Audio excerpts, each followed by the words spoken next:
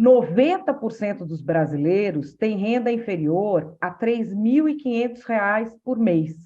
Isso é uma avaliação feita sobre os números de 2021, então pode ter subido um pouquinho. O fato é que a gente tem um país muito desigual e um país de capitalismo de compadrio.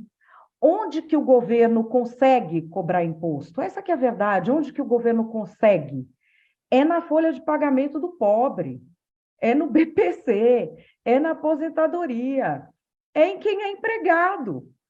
A gente está vendo aí os casos dos escândalos, lojas americanas, lojas Marisa, não vai conseguir cobrar nunca desse povo, não consegue historicamente. E dessa distorção histórica, a gente tem uma cobrança de impostos muito distorcida. Quem está na base da pirâmide paga, às vezes proporcionalmente, às vezes até em números reais, muito mais do que quem está no topo. E esse que está no topo, não estou falando nem do 1% que ganha mais de 30 mil por mês.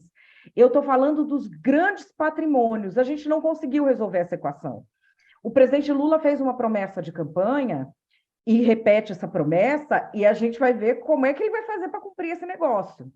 Porque isentar quem ganha até R$ 5.000 é justo, é humano e é moral. A questão é de onde ele vai tirar o dinheiro. Nós estamos falando aqui de quase 90% dos brasileiros. Aí ele vai cobrar o imposto só dos outros. O problema é que a gente tem uma bagunça tributária tão grande que o governo tem como certo o imposto que ele arrecada de salário, de aposentadoria, de pensão, de pobre. Isso é o que o governo com certeza consegue arrecadar e com certeza na data certa. Então, a gente tem um alívio para essas pessoas, uma sinalização importante da retomada do crescimento do salário mínimo, embora o crescimento em si seja pequeno, sinalizar a retomada dessa política é muito importante, só que a grande lição de casa é a reforma tributária. É um alívio passageiro isso que está acontecendo. Ele precisa fazer a reforma, senão ele não vai ter como cumprir essa meta dos 5.000.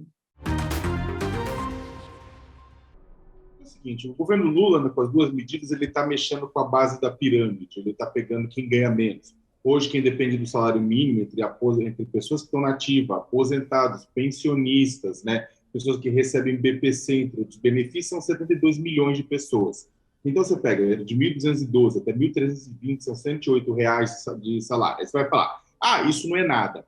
Quem acha que R$ 108 não é nada é porque não depende do salário mínimo, é que não precisa fazer as contas no caixa no final do mês para saber se vai botar 1 quilo de feijão ou 1 quilo de arroz no final da conta. Então, sim, faz diferença. E dinheiro do salário mínimo, vamos lembrar, é dinheiro por remuneração, é dinheiro que volta para a economia, porque a gente está falando de uma categoria, de uma classe social que não vai juntar, ela não vai virar rentista, não vai botar na poupança dinheiro, vai se transformar em consumo imediato, isso entra, gira a economia. Isso ficou muito claro nos anos desde que começou-se a ter um aumento real do valor do salário mínimo. O governo Lula criou uma regra para esse aumento, que se manteve através do governo Dilma e do governo Temer. Mesmo o governo Fernando Henrique já tinha aumento real do salário mínimo, porque sabia que esse dinheiro é um dinheiro que, investido na remuneração, ele volta, faz a economia girar, faz a economia crescer. O governo Bolsonaro manteve, Guedes falou que isso ia quebrar a economia se fizesse isso, da mesma forma falou que ia quebrar a economia se houvesse esse reajuste da isenção do imposto de renda. E você não reajustar o imposto de renda, né, que nem permaneceu paradinho, é você jogar na prática uma cobrança de um imposto para o pobre. Porque a inflação vai aumentando, você tem inclusive um aumento de salário, mas ele começa a morder aquele valor. Então são duas ações que são voltadas para o público mais pobre, que atendem demandas de campanha. É claro que tem impacto econômico aqui e ali, principalmente no imposto de renda, o Lula vai ter que encontrar uma forma de compensar a perda de arrecadação com isso, mas é salutar que ele esteja fazendo isso, porque são ações que mexem diretamente no combate à fome e no combate à miséria. A partir do momento que ministros do Superior e da Suprema Corte dizem que dificilmente será preso, qual é a correta chave de leitura? É que eles declararam a falência da justiça criminal brasileira. Vale dizer, É uma justiça que leva anos e não vai condenar um eventual culpado. Então, é a falência, é a declaração de falência.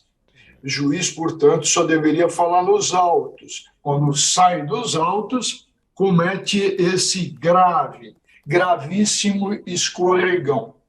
Quando eles falam que só depois do trânsito em julgado e falam em demora, eles esquecem que existe no Supremo um inquérito judicial e mais uma apuração decorrente do terrorismo, atenção, do terrorismo de 8 de janeiro, onde o ministro Moraes está entendendo aquilo, em razão da matéria, como aquilo que vai ficar no Supremo. Então, só vamos ter um grau de jurisdição. Veja, Fabiola, que outros casos, os ministros Fux, Fachin e Carmen Lúcia, baixaram para primeiro grau. Esses vão demorar. Por quê? Porque tem vários graus de jurisdição.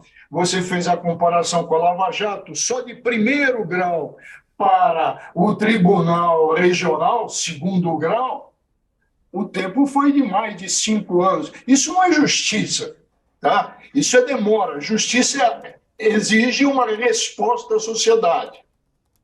Então, colocado isso, nós temos que separar aquilo que poderá ser mantido no Supremo Tribunal Federal, tendo em vista a orientação até agora do ministro Moraes. Por isso que eu disse que a manifestação era um pouco precipitada.